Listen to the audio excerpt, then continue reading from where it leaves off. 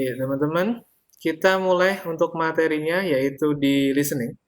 Listening in the TOEFL will be divided by three parts. The first is short dialogue or short conversation. Part 2, long dialogue or long conversation. And the last is talk. What is the difference? The difference is in the part 1, only short. So, only short, what's the meaning? Jadi, dua orang ngomong, dia ngomong cuma sekali. Kayak gitu. Kalau yang di part 2, itu nanti akan ada dua orang yang berbicara, kemudian mereka itu dikasih durasi yang lebih lama. Maka di sini dikatakan long. Dan yang terakhir adalah talks. Kalau talks itu cuma satu orang saja yang berbicara, dengan dikasih durasi waktu yang lebih lama.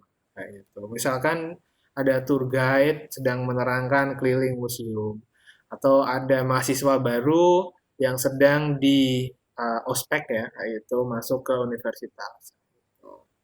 Nah, kita ke bagian yang pertama dulu, short dialogue.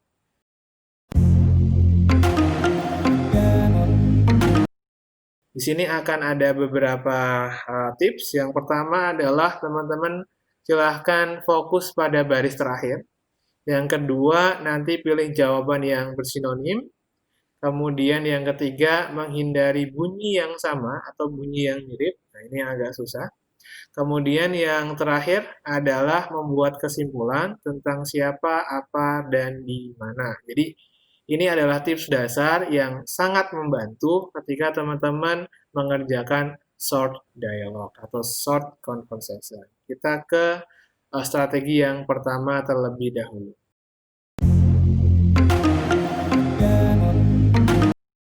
Contoh, we are going to the library, want to come along? I'm waiting for the mail to come. Jadi, pertanyaannya nanti akan dibacakan oleh narator. What does the woman imply? Nah, itu, atau what does the man mean? Nah, itu yang paling sering. Oke, so which one is the answer? Yang mana jawabannya? Teman-teman bisa ngetik di kolom chat atau boleh ngobrol, ngomong juga boleh. Ya. Kira-kira jawabannya yang mana? A, B, atau C? Jadi, fokuskan ke orang yang kedua di situ. I'm waiting for the mail to come. Aku sedang menunggu sebuah surat yang akan diantarkan oleh tukang pos atau post officer. So, which one? Alpha, Bravo, Charlie, or Delta? Kira-kira yang mana? Jadi kita ngelihat responnya gitu ya. Oke. Ya, belum menerima. Kalau receive itu artinya menerima. Nah, gitu. Kalau receive itu artinya si perempuan ini sudah menerima, sedangkan dia itu berkata sedang menunggu. Oke. Ya, jawabannya adalah yang bravo ya. She will not go to the library. Kenapa nggak pergi? Ya, karena dia lagi nunggu nih. Ya, gitu. Jadi ada kejadian ajakan dari seorang laki-laki untuk pergi bareng ke perpustakaan. Nah, si perempuan bilang, saya sedang menunggu email nih yang sedang dikirim ke sini. Kemudian narator nanya, apa sih maksud dari perkataan si perempuan itu? Ya, maksudnya adalah yang bravo. She will not go to the library. Kenapa? Ya, karena dia lagi nunggu suratnya. Gitu. Oke, thank you. Jadi, TikToknya kayak gitu. Selanjutnya, yang kedua, yang nyari sinonim ya. Kalau ini tadi kan fokus ke orang kedua.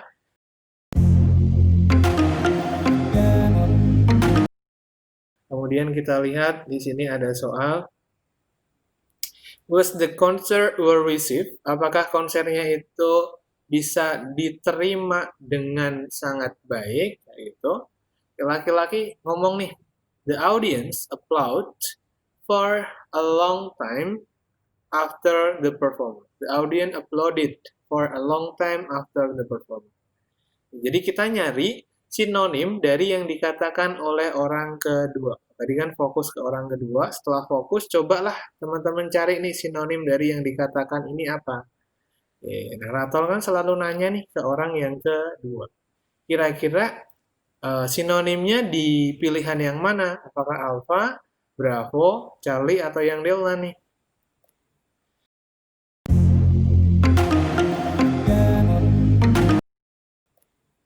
Iya. Mana? Charlie. Iya, benar. Oke, good answer. Thank you. Jawabannya adalah yang Charlie. Jadi di sini teman-teman bisa lihat the audience applauded. Applauded itu sama dengan clap, artinya bertepuk tangan. Kemudian on and on after the concert itu sama juga artinya yaitu for a long time, selama beberapa waktu yang agak lama atau lama setelah performance. Di sini diganti after the concert. Ya, kira-kira seperti itu ya. Jadi secara vocab itu mereka berbeda, tapi secara makna itu mereka ya tipis-tipis lah sama. Nah, itu sama, nah, itu ya. Kalau orang sekarang itu biasanya pakai kata tipis-tipis. Hati-hati, yuk lanjut lagi. Ntar ada tukang bakso. Kayak bintang Emon nih. Yuk.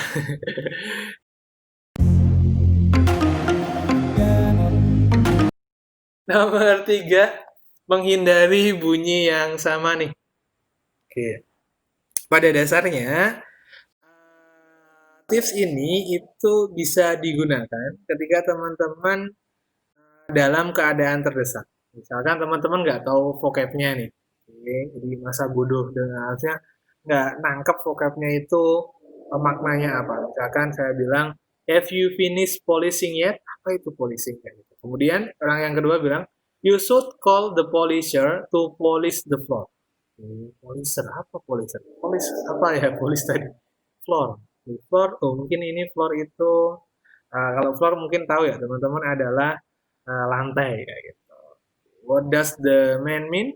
Jadi udah deh saya cari yang nggak ada bunyinya atau pilihan ini. Di pilihan ini saya cari kira-kira yang tidak saya dengar tadi. Polish sama floor, iya saya dengar.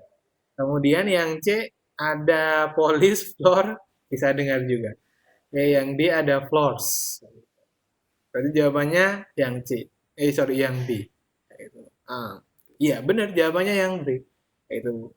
Kalau di istilahnya kita bahas secara pelan-pelan itu gini ceritanya.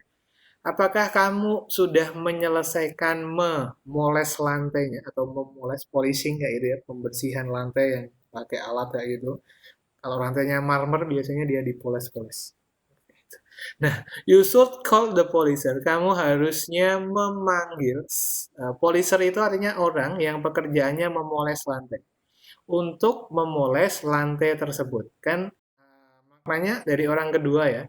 Dia harus memanggil orang yang dia itu profesinya sebagai seorang polisher untuk membersihkan lantainya. Jadi kan artinya sama dengan they need help completing it. Dia membutuhkan bantuan. Dari siapa bantuannya? Ya dari polisher ini. Untuk apa? Untuk menyelesaikan pekerjaan tersebut. Pekerjaannya apa? Memoles lantai. Jadi jawabannya adalah yang Bravo. Gitu. Oke. Jelas?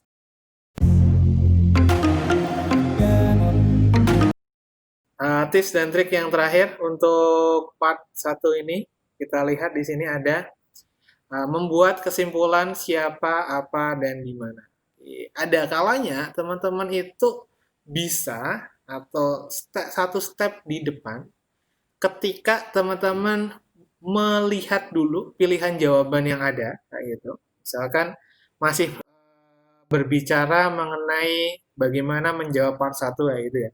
Nah, teman-teman ngambil waktu tuh. Oke, saya coba deh menyimpulkan kira-kira kalau ada pilihan jawaban a waiter, a doctor, a postal worker, a pharmacist, ini nanti pertanyaannya apa? Ya, pertanyaannya kalau di sini ada nama-nama profesi kan pasti pertanyaannya adalah siapakah?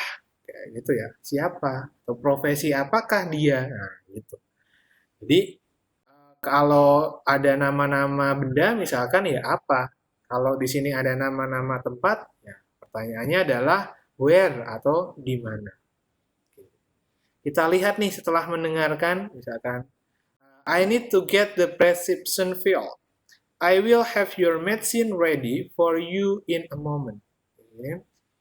Aku membutuhkan bantuan untuk memperoleh resep yang ada di hanya resep dokter kayak ini ya gitu ya. Jadi dikasih resep nih sama dokter, kemudian dia datang ke orang ini nih, saya pengen menebus, nah, gitu ya, menebus resep ini. Kira-kira siapakah si laki-laki? Kemudian laki-laki kan bilangnya, I will have your medicine ready for you in a moment. Saya akan menyiapkan obatnya, siap untukmu dalam beberapa saat lagi.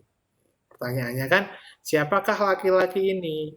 Gitu. So, the answer will be orang yang tugasnya adalah menyiapkan obat ya di sini ya. Jadi jawabannya adalah yang ya jelas ya. Dia adalah farmasis Delta. Itu dia. Oke, thank you. Ya, itu tadi untuk tips yang pertama. Kok tips yang pertama? Tips untuk menghadapi 30 soal di bagian short dialogue. Di bagian yang pendek-pendek.